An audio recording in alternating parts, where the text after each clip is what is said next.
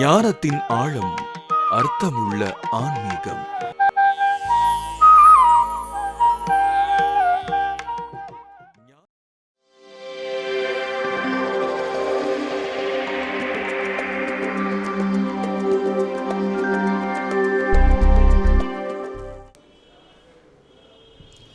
அருட்பெரும் ஜோதி அருட்பெரும் ஜோதி தனிப்பெரும் கருணை அருட்பெரும் ஜோதி. அன்பார்ந்த அருள் ஜோதி தொலைக்காட்சி நேயர்களுக்கு வந்தனம்.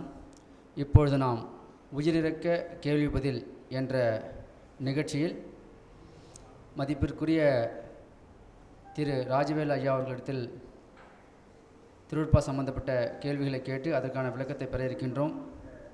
இவர்கள் விருகம்பாக்கத்தில் இளங்கோவன் நகர் என்ற இடத்தில் சன்மார்க்க சங்கத்தை நிறுவி அதன் மூலமாக சன்மார்க்க சேவை செய்து கொண்டு இருக்கின்றார்கள்.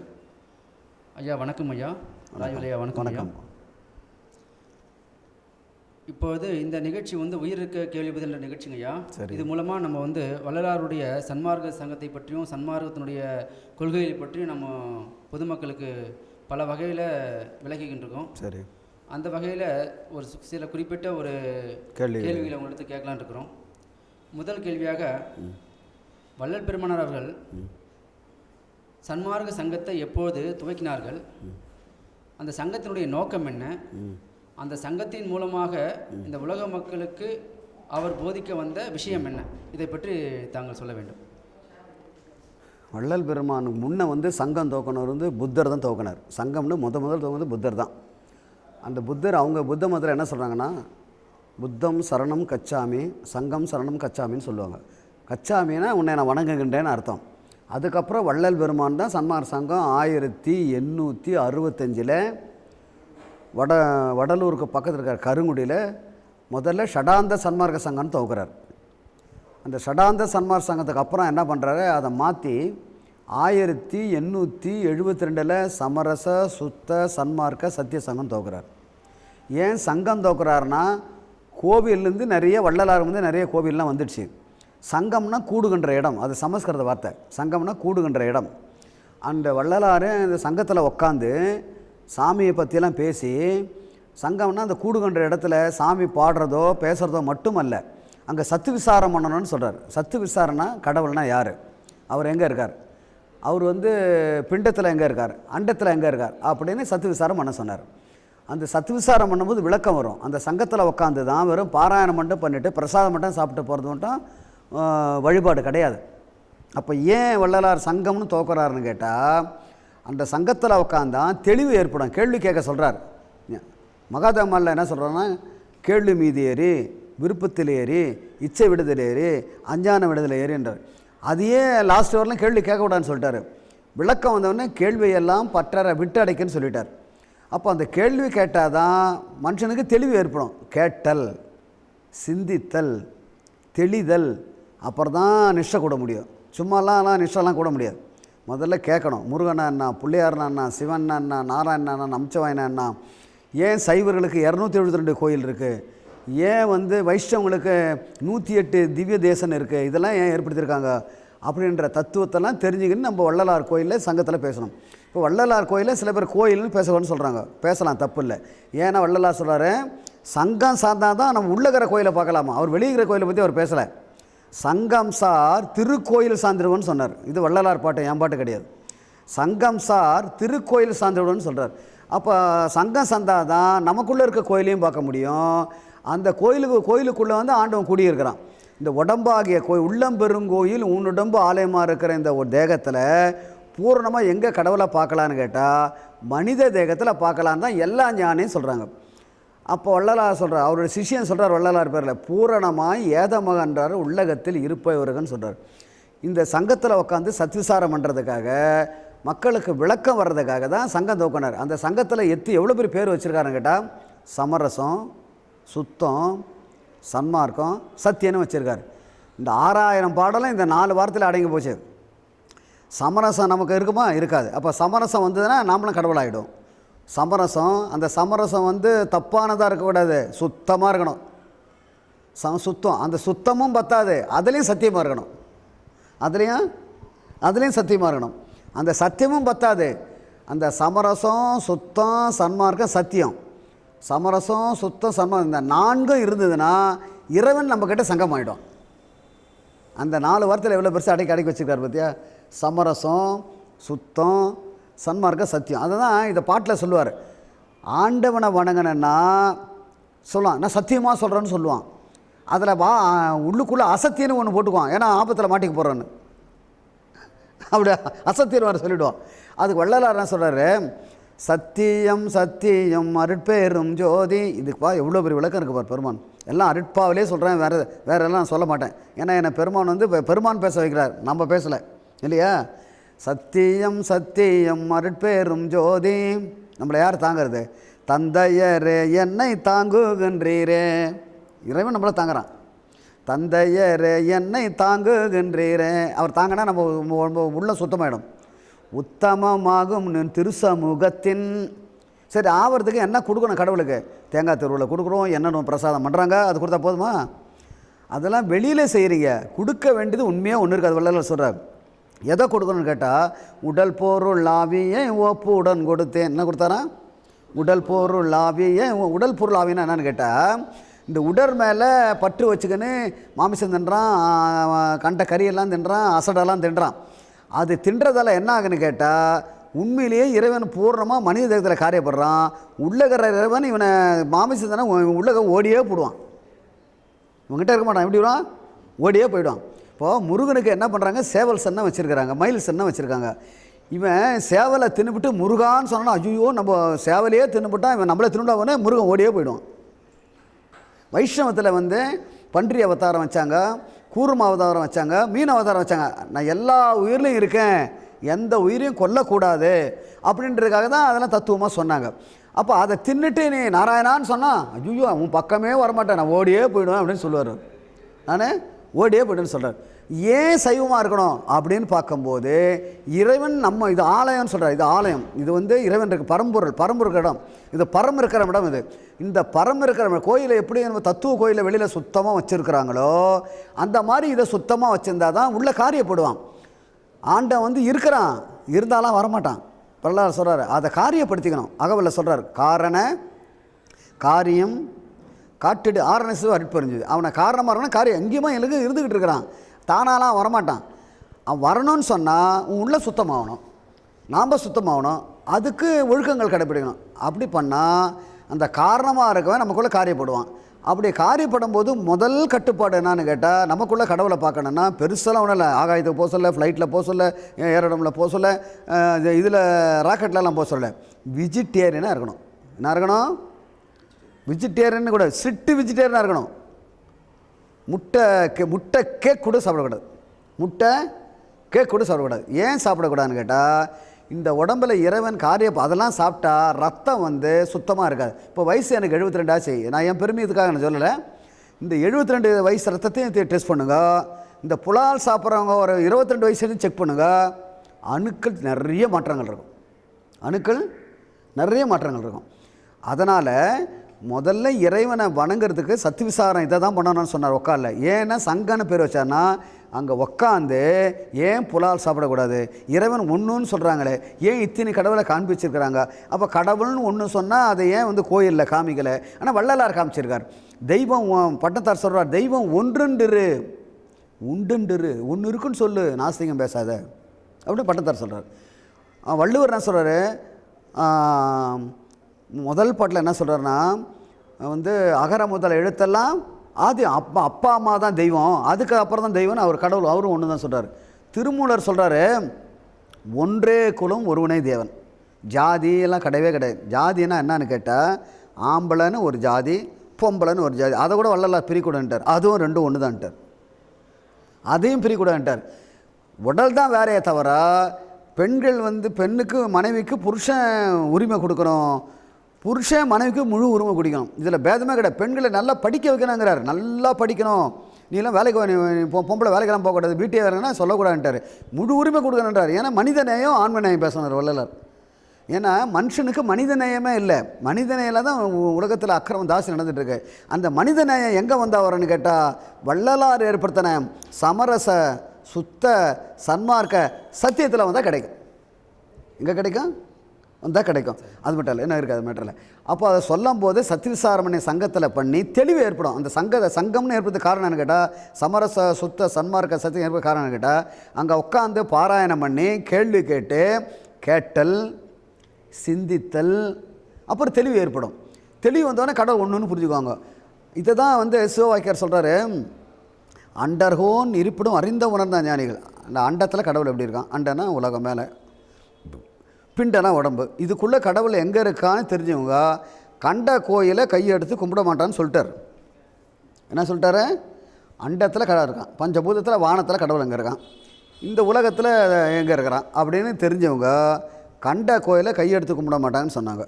அதனால் கடவுள் ஒன்றுன்ற நிலைக்கு பூர்ணமாக வந்துடுவாங்க. வள்ளலார் சன்மார்க்க சங்கத்துக்கு வருது ஒரு கட்டுப்பாடு சொல்கிறார். சங்கத்துக்கு இவ்வளோ விளக்கம் இருக்குது.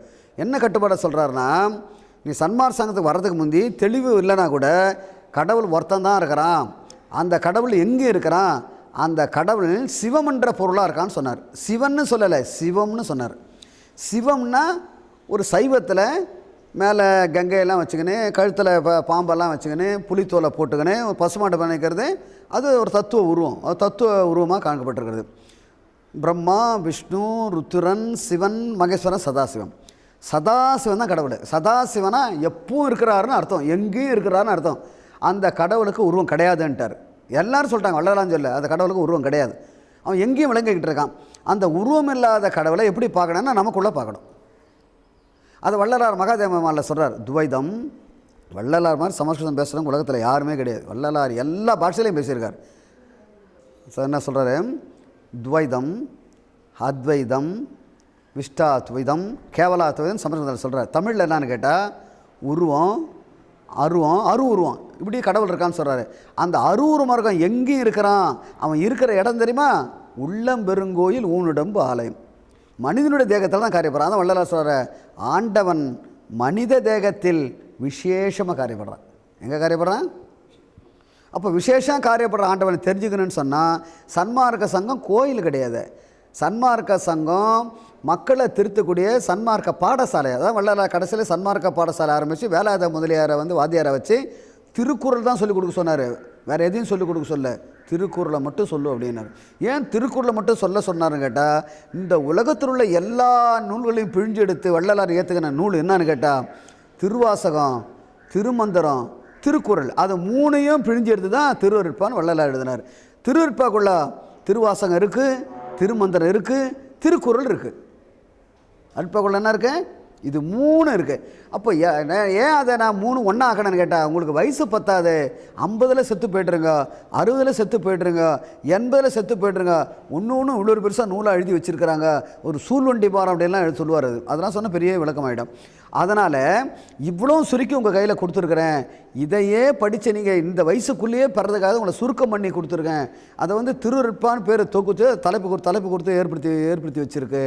அதனால் இது ஒன்றை படித்தாலே எல்லாமே கடவுள் ஒன்றுன்ற தெளிவு புரிஞ்சிடும். சங்கம்னா கூடுகின்ற இடம், வெளியில் கூடுகின்ற இடம், உள்ளே கூடுற இடம் ஒன்று இருக்குது. வள்ளலார் கூடுகின்ற இடம் இங்கே ஒன்று சொல்கிறார். எங்கே கூடணும்னு கேட்டால், புருவ மத்தியில் போய் மனசை நிறுத்தி கூடணும். அப்போ கூடினோம்னா என்னங்கன்னு கேட்டால் உடம்பெல்லாம் மாற்றம் வந்துடும். உடம்பை மாற்றம் வந்தனா வள்ளல் பெருமான் மாதிரி நாம் கூட அவர் சொன்ன மாதிரி சத்தியமாக நடந்தோம்னா அவரை மாதிரி பெற முடியும்னு சொல்லி சன்மார்க்க சங்கம் அதுக்கு தான் துவக்கினார். அதை 1865 துவக்கினார். 1872 அந்த ஷடாந்த சன்மார்க்க சங்கம் துவக்கி அப்புறமா 72 என்ன பண்ணிட்டார், அதை மாற்ற சொன்னார் இறைவன். மாற்றின உடனே சமரச சுத்த சன்மார்க்க சத்தியம் சங்கம் என்று அழைக்க வேண்டும். அதில் சமரசம் இருக்குது, அதில் சுத்தம் இருக்கணும், அதில் சத்தியம் இருக்கணும். அப்படின்னு தான் இறைவன் சங்கம் ஆகிடான்னு சொல்லி சங்கம்னு ஆரம்பித்தார். ரொம்ப நன்றிங்கய்யா. இப்போ சன்மார்க்க சங்கத்தை வள்ளலார் தூக்கினது சத்விசாரம் பண்ணுறதுக்கும், சத்விசாரம் பண்ணி தெளிவடைஞ்சு இறைவனோட ஒன்றுபடுத்து தான் அந்த சங்கத்தை துவக்கினாங்க. அதோடு மட்டுமல்ல, அது ஒரு சன்மார்க்க பாடசாலை. அங்கே திருந்தி வாழக்கூடிய ஒரு மார்க்கம். சன்மார்க்க சங்கம் சாமி கும்பிட்டு போகிறது கிடையாது, திருந்தி வாழக்கூடிய மார்க்கம். அவர் பாட்டில் சொல்கிறாரு, ஜோதி பார்க்குறீங்களே, ஜோதி பார்க்குறது தப்பு இல்லை, ஜோதி பார்க்கும்போது திருந்தி பார்க்கணும்னு சொன்னார். திரும்பி பார்க்கக்கூடாது, திருந்தி பார்க்கணும். அதுக்கு ஒரு பாட்டு சொல்கிறாரு, திருந்துகின்ற உள்ளதான் கோயிலுன்னு சொல்கிறார். திருந்துமுன்னுள்ள திருக்கோயில் ஞான சித்திபுரம் என சத்தியம் சொன்னேன். வள்ளல் பெருமான் பாட்டில் மட்டும்தான் சத்தியம் முதல்ல தொடங்கி கடைசி வரலாம் சத்தியம் வர ஒரே பாடல் திருவருட்பா தான். எப்படின்னு கேட்டால் எல்லாம் செயல்கூடும் என் ஆணை, ஆணைனா சத்தியம் தானே. சரி, அது நடுவில் நிறைய சொன்னால் லேட் ஆகிடும், டிவி பேச முடியாது. அதனால் பெருமான் சொல்கிறாரு சத்தியம் சத்தியம், எத்தனை சத்தியம் போடுறாரு பற்றி. ஆனால் தலையெழுத்து அவருக்கு நாம் நல்லா இருக்கிறதுக்காக சத்தியம் சத்தியம் அருட்பெரும் ஜோதி தந்தையரே என்னை தாங்குகின்றீரே அப்படின்னா அவரை நினச்சா என்ன ஆகும், உள்ள சுத்தமாகிடும். உத்தமமாகும் நின் திருசமூகத்தின் அது என்ன கொடுக்கணும் அவருக்கு, உடல் பொருள் ஆவியை ஒப்புடன் எல்லாம் கொடுத்துட்டு அவங்ககிட்ட. என்கிட்ட எதுவுமே கிடையாது, எல்லாமே நீ வாங்கிட்ட. தப்பு பண்ணால் நான் பண்ணலை, நான் தப்பே செய்ய முடியாது, தப்பு பண்ணால் அதை நீ பண்ணுறேன்னு அவர் பேரில் பழிய போடுறாரு. நான் தப்பு பண்ணலை, எல்லாம் உங்ககிட்ட சரண்டர் ஆகிட்டேன், நான் எப்படி தப்பு பண்ண முடியும். உடல் பொருள் ஆவியை ஒப்புடு என்ன பண்ணீங்க நீ, என்ன உங்ககிட்ட சரண்டர் நானே. எனக்கு இப்படி கூட நான் எங்கேயும் திரும்பி பார்க்குறேன், உன்னை தவிர நான் எங்கே நான் பார்த்ததே கிடையாது. எத்தக என்ன வேணால் செஞ்சுக்க, என்ன எத்தக யாயேனும் செய்து கொள்கிற்பீர். வள்ளலாருக்கும் அவங்களுக்குள்ள மொத்த வித்தியாசம் என்னன்னு கேட்டால், மற்றவங்களாம் இறைவனோட போய் கலந்தாங்க, அவங்களாம் இறைவன்கிட்ட போய் பாடுபட்டு அவங்க கலந்தாங்க. வள்ளலார் எளிமையாக இறைவன் அவங்கள கலந்தான். பாட்டு சொல்லிட்டோம், அதுக்கு அதான் சொல்கிறேன். இயனை பள்ளி எழுப்பி இன்பம் தான். வள்ளலாரை பள்ளி எழுப்பி வள்ளலாரை பூதுக்குனாராம், அதனால தான் வள்ளலாரை கும்பிடணும். என்ன சொல்கிறாரு, இயனைப்பள்ளி எழுப்பியுமே இன்பம் தந்தீர அப்படின்னார். அதான் நிறைய பாட்டு இருக்கு. சரிங்கய்யா, இன்னுமே அந்த கேள்வியாக இருக்குது, கேட்போம், அப்போ நீங்கள் பதில் சொல்லுங்கள். ரைட். இப்போ அடுத்ததாக வடலூரில் பெருமானார் முதல்ல ஆரம்பித்து சத்திய தர்மசாலை. ஆமாம், அதுக்கு தர்மசாலைன்னு சொல்கிறோம், ஆனால் அது சத்திய தர்மசாலை ஐயா சொல்லியிருக்காருங்க. இந்த தர்மசாலையை பெருமானார் எந்த காரணத்துக்காக துவக்கினார்கள், அப்புறம் அணையா அடுப்பு இன்னும் எரிஞ்சுட்டு இருக்கு, பல பேருடைய பசி பிணியை நீக்கிக்கிட்டு இருக்கு, இதனுடைய தத்துவம் என்னங்கய்யா? வள்ளலார் ஏன் மற்றவங்களாம் சத்தரனை வச்சாங்க, அவங்கவுங்க ஜாதிக்கு தகுந்த வைஷ்ணவனா அவங்க ஒரு பேர் வச்சுக்கிறாங்க, சைவர்கள்லாம் அவங்க ஒரு பேர் வச்சுக்கிறாங்க, கானாபத்தியனா பிள்ளையார் கும்பிட்றாங்க அவங்க ஒரு பேர் வச்சுக்கிறாங்க, சாக்கத்தேனா அம்பாளை கும்பிட்றாங்க அவங்க ஒரு பேர் வச்சுக்கிறாங்க, கௌமாரா முருகனை கும்பிட்றாங்க அவங்க ஒரு பேர் வச்சுக்கிறாங்க. வள்ளலார் அந்த பேர்லாம் ஒரு ஜாதிக்கு மட்டும் போய்டுன்றது. வள்ளலார் என்ன பண்ணுறாரு, இறைவன் அவருக்கு ராமலிங்கம் இந்த பேர்லாம் வைக்காத, என்ன கடவுள்ன்றவன் இந்த ஜாதிக்கெல்லாம் அப்பாற்பட்டவன், கடவுள்ன்றவன் இந்த ஜாதிக்கெல்லாம் அப்பாற்பட்டவன், அதனால் நீ என்ன பண்ணுற தெரியுமா, தர்மசாலைன்னு பேர் வைனார். வள்ளலார் சும்மா இருப்பாரா, கேள்வி மேலே கேள்வி கேட்டவர் கடவுளை வள்ளல் பெருமான் மட்டும்தான். தர்மசாலைன்னு பேர் வைனார். ஏன் தர்மசாலைன்னு பேர் வைக்கிறேன்னு கேட்டார். ராமலிங்கம் நான் ஏன் வைக்க சொன்னான்னு கேட்டால், இந்த தர்மசாலை வெளியில் கட்டியிருக்குது, அதே மாதிரி ஒரு மனிதன் உள்ள தர்மசாலை ஆகணும். எது ஆகணும், மனிதனுடைய உள்ள தர்மசாலை ஆகணும். தர்மம்ன்றது கொடுக்கறது, இல்லைன்றவங்களுக்கு கொடுக்கறது, பசின்றவங்களுக்கு இல்லாமல் சாப்பாடு போடுறது, இறக்க சிந்தனை. யார் கடவுள் எங்கே வருவான்னு கேட்டால், கோயில் கட்டுறதாலேயோ கோடி செலவு பண்ணுறதால வரமாட்டான். யாருக்கு இறக்கம் இருக்கோ அங்கே இறங்கி வந்துடுவான், யாருக்கு இறக்கம் இருக்கோ அங்கே இறங்கி வந்துடுவான். அதுக்கு ஒரு பாட்டு சொல்கிறார், யாரேன் எண்ணினும் இறங்குகின்றார்க்கு சீரழிக்கு சிதம்பர சுவாமி. அந்த இறக்க சிந்தனை தர்மசாலை துவக்கினார். அது மட்டும் இல்லை, அந்த தர்ம சாலைனா வழி, சாலைன்றது இலக்கணமாக சொல்கிறது. அந்த தர்மன்ற வழியில் போனால் அருள் கிடைக்கும், ஞானம் கிடைக்கும், அதனால தர்மசாலை துவக்கினார். இங்கே இந்த அது அருளுக்கமாரில் 100 பாட்டில் ஒரு பாட்டில் சொல்கிறாரு, தர்மசாலையிலே எனக்கு ஒரு பகலே அவருக்கு எல்லாம் கிடச்சிடுச்சான், எல்லா சித்தியும் எல்லா ஞானமும் தர்மசாலை கிடச்சிடுச்சான். நான் 51 வருஷம் வடலூருக்கு போகிறேன், எனக்கு ஒன்றும் கிடைக்கலையே. ஏன் கிடைக்கலன்னு கேட்டால், இன்னும் என் மனசு தர்மசாலை ஆகலை, இன்னும் என் மனசு தர்மசாலை ஆகலை. பத்தாது, மேடையில் 4 மணி நேரம் பேசினாக்கா பத்தாது, அந்த பேசுறதுல ஒழுக்கம் இருக்கணும், நடக்கிறதுல ஒழுக்கம் இருக்கணும், செய்கையில் ஒழுக்கம் இருக்கணும். பெருமான் வள்ளல் பெருமான் கதியாக இருக்கணும், ஆண்டவன் கதியாக இருக்கணும். அப்படி இருக்கும்போது ஞானம் பெறுவான். அதான் ஞானசபை. அடுத்தது ஞானசபை கட்டுறார். இந்த தர்மசாலையில் பெரிய நிலைக்கு வந்துட்டிங்கன்னா அதுக்கு ஜீவகாரணிய ஒழுக்கம் தர்மசாலை. அதனுடைய முடிவான முடிவு என்ன சொல்கிறாருன்னு கேட்டால், யாருக்கு ஜீவகாரணிய முடிவான நிலை வந்துடுச்சோ அவங்க 1000 டிகிரி வெயில் காயுமா. அந்த 1000 டிகிரி வெயில் காய்ஞ்சாலும் கால் சுடாதான். அதுதான் ஜீவகாரணிய முடிவான நிலை. அந்த மாதிரி யார் வந்திருக்கான்னு பார்த்தா வள்ளல் பெருமானை தவிர யாரும் கிடையாது. வள்ளல் பெருமானை தவிர யாரும் கிடையாது. இந்த 107 டிகிரிக்கே தாங்கலை. 1000 டிகிரி என்ன பண்ணுறது? விஞ்ஞானி சொல்கிறான், டிவி நல்லதுன்னு சொல்கிறான், அசடும் சொல்கிறான். நல்லதை மட்டும் நம்ம எடுத்துக்கலாம். இந்த கடலில் இருக்க தண்ணி இருக்கு இல்லையா, இந்த 1000 டிகிரி வெயில் காஞ்சதுன்னா அந்த அவ்வளோ கடல் தண்ணி அப்படியே எவாபரேட் ஆகிடுமா. என்ன ஆகிடும்? எல்லாமே கடலில் தண்ணி இல்லாமல் ஆகிவிடுவான். அப்படி இருக்கும்போது 120 டிகிரியே நம்மளால் தாங்க முடியலையே. இந்த 1000 டிகிரி நிலை யார் வருதோ, ஜீவகாரணத்தில் பெரிய நிலைக்கு வந்துட்டாங்களோ, அவங்க கால் சுடாது தலை சுடாதுன்றார். இது ஜீவகாரணத்தில் முடிவான முடிவு. இந்த முடிவான முடிவு தர்மசாலை, மனசு தர்மசாலை ஆயிடுச்சுன்னா ஞானம் பிறக்கும். அதுதான் ஞான சபை. அதுதான் ஞான சபை. அதுதான் ஞான சபை. அப்போ அந்த தர்மசாலைன்றதுக்கு வள்ளலார் என்ன நிறைய விளக்கம் சொல்கிறாருன்னா, தர்மசாலைன்றது இறக்க சிந்தனை மட்டுமல்ல. ஏன் ஒரு தர்மசாலையில் அணையாமல் அடுப்பு வச்சார்? அவர் ஏற்றி வச்ச அடுப்பு இன்றைக்கும் அணைஞ்சிக்கிட்டு இருக்கு. லட்சம் இப்போ உலகத்தில் வள்ளலார் கோயிலில் லட்சோப கோயில் இருக்குது. இன்றைக்கி அமெரிக்காவில் 1000 ஏக்கராவில் வள்ளலார் கோயில் மட்டும்தான் இருக்குது. வேறு எந்த கோயிலும் 1000 ஏக்கராவில் கோயில் கிடையாது. வள்ளல் பெருமான் கோயில் 1000 ஏக்கராவில் இருக்குது. அங்கே சாப்பாடு போடுறாங்க, ஜெர்மனில் சாப்பாடு போடுறாங்க, லண்டனில் சாப்பாடு போடுறாங்க. வள்ளல் பெருமான் சொல்லி உலகம் பூரா சாப்பாடு போடுறாங்க. மற்ற இடங்களெல்லாம் ஒரு இடம் மட்டும் தான் சாப்பாடு போடுறாங்க. ஆனால் வள்ளல் பெருமான் எங்கெங்கே சன்மார்க்க சங்கம் துவங்கி இருக்கோ, அதுவும் வள்ளல் பெருமான் தோன்றி நீங்கள் 192 வருஷம் ஆகுது. இந்த 192 வருஷத்தை கணக்கு எடுத்துக்கூடாது. 1865 தான் சங்கம் தோக்கனால தான் கணக்கு எடுத்துக்கணும். அப்படி பார்த்தா ஏறத்தாழ 150 160 வருஷத்துக்குள்ளவே உலகம் பூரா சன்மார்க்கம் பரவிருக்கு. சன்மார்க்கம் பரவுறது பெருசு இல்லை. அந்த சன்மார்க்கத்தில் ஒழுக்கமாக இருக்கணும். பீடி பிடிக்காத, சிகரெட் பிடிக்காத, மாம்சம் தண்ணாத, முட்டை கை சாப்பிடாத, கண்ட பொம்பளை பார்க்காத, ஒழுக்கமாறு. ஐயோ இந்த சாமி எனக்கு வேணும்னு பயந்து ஓடியே போகிறான். இந்த சாமி எனக்கு வேணும் பயந்தே ஓடி போயிடுறான். அப்படி இருந்தால் தான் வள்ளலார் உனக்கு வாரி கொடுப்பார். எத்த கேட்டாலும் கொடுக்குற ஒரே சாமி நான் சொல்கிறேன், நான் உனக்கு கொடுத்து பார்ப்பேன், சொல்லி பார்ப்பேன், மிரட்டி பார்ப்பேன் அப்படின்றார். வள்ளலார் எதை கேட்டால் வள்ளலார் அதுக்கு என்ன கேட்குறாரு? காசு கேட்குறாரா? காசு கேட்காத ஒரே சாமி ராமலிங்க சாமி. அதுக்கு ஒரு பாட்டு சொல்கிறார் ஞான சரியில்லை. கடவுளுக்கு நீ ஒன்றும் கடவுளை பிச்சைக்காரனான்னு கேட்குற. கடவுள் பிச்சைக்காரனாடா, நீ கொடுத்து அவருக்கு ஆக போதான்னு வள்ளலார் கேட்குறாரு. சொல்கிறார் பாட்டில். அந்த பாட்டை கவனிங்க. குறித்துரைக்கின்றேன், குறிப்பாக சொல்கிறேன். இது இழுத்துக்கணும் போல் அங்கே போகணும் இங்கே போகணும் காசுக்கு போனோம் கர்மம் தெரியலன்ற கடைசியாலாம் கிடையாது. இங்கே குறித்துரைக்கின்றேன், இதனை கேண்மீன், இங்கே கேளுங்க, இங்கே வாங்க, இங்கே வம்மீன், கோணுமன குரங்கால நானுங்கன்ற உலகில் எங்கே பார்த்தாலும் எல்லா ஊருக்கும் போயிட்டு ஒன்றுமே அவனுக்கு பலனும் கிடைக்காம கஷ்டப்பட்டு அழுவுறானா. அப்படி பார்த்து உங்களை பார்த்து எனக்கு ஒன்றும் ஆக போகிறது இல்லைப்பா, நான் காசு கிசு கேட்க போகிறேன் நீங்கள் நினைக்க போகிறீங்க, நீங்கள் கொடுத்து எனக்கு ஒன்றும் ஆக போகிறதில்ல.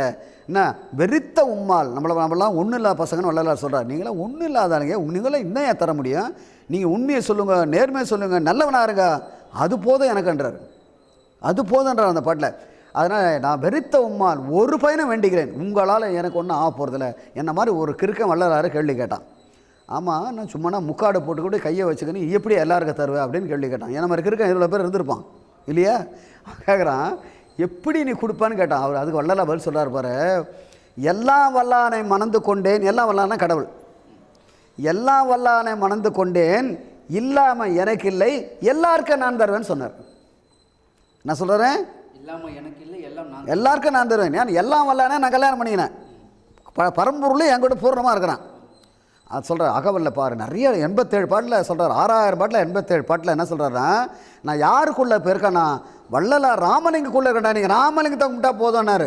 87 பாட்டு அருட்பாவை யாருன்னா படிக்கணும். அந்த சன்மார்க்கம் பேசுகிறவங்கலாம் அருட்பாவை 6000 பாடலும் திரும்ப திரும்ப படித்தா தான் முழுமையாக பேச முடியும்.